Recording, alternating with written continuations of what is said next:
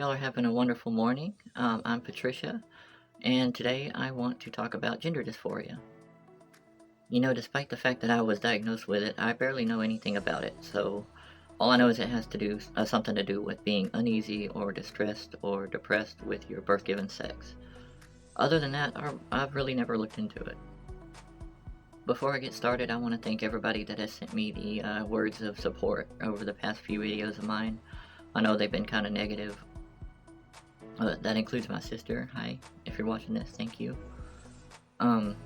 Yeah, I was just going through such a rough time, and still kind of am, but everything will be okay. I know that much.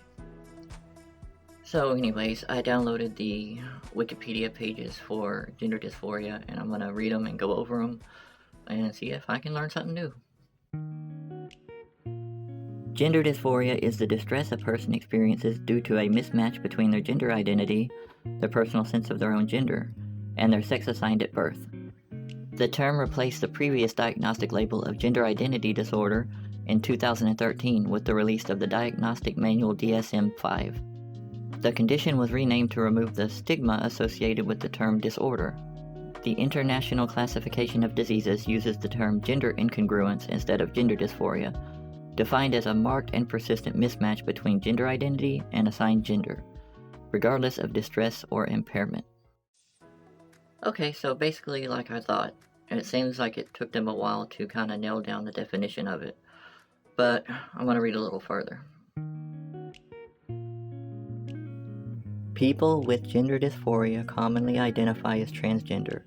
Gender nonconformity is not the same thing as gender dysphoria, and does not always lead to dysphoria or distress. Okay, now that makes a lot of sense. Now, you're probably thinking that I'm stupid for not knowing this already, but whatever.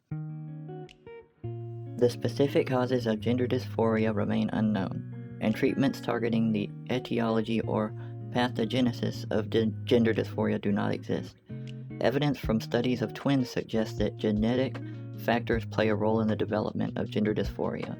Gender identity is thought to likely reflect a complex interplay of biological, environmental, and cultural factors. Neurobiological basis of GD has been proven by the distinct gray matter volume and brain activation of connectivity differences in people with GD when compared to controls, and this leads to the concept of brain gender. Okay, that was a tongue twister. I'm surprised I was able to read it as well as I did. So despite what some people think, gender dysphoria seems to be a real thing that afflicts a lot of people. A lot more than I thought anyways.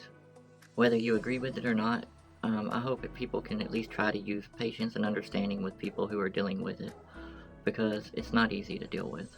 The doctor that I see has told me that she thinks that it's a chemical imbalance that actually sparked mine, so take that as you will. Again, I want to thank my subscribers and anybody else who watches my videos. I really appreciate it. And I'm going to close it off here for now. Video diary over.